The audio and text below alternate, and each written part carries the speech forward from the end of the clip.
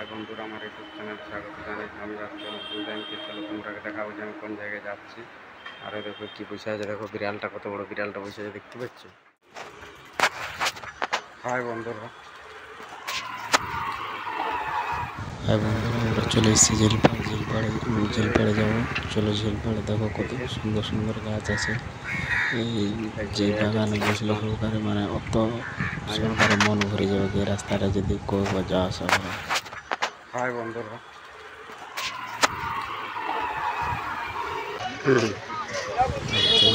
আবার সাঁতরাগাছি চায়ের দোকান আছে, কত গাড়ি আছে বিকালে। একটা কারখানা আছে, কারখানাটা ছুটি হবে, কারখানাটা যখন ছুটি হবে তো অত বাঁ দিকটা পড়ছে কারখানাটা।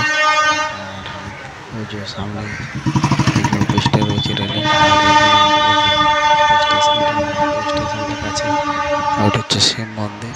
ওই শিব মন্দিরটার বলে অনেকটা আগিয়ে চলে এসছে। আর এটা এই অফিসটা নতুন হচ্ছে, আর ছেলেটা যাচ্ছে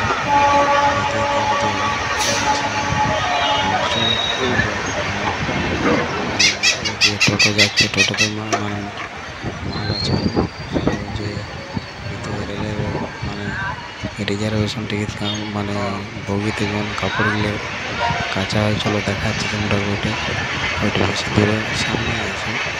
চলো ওইখানটাও দেখছি, রাস্তাটার পাটটাতেই আছে।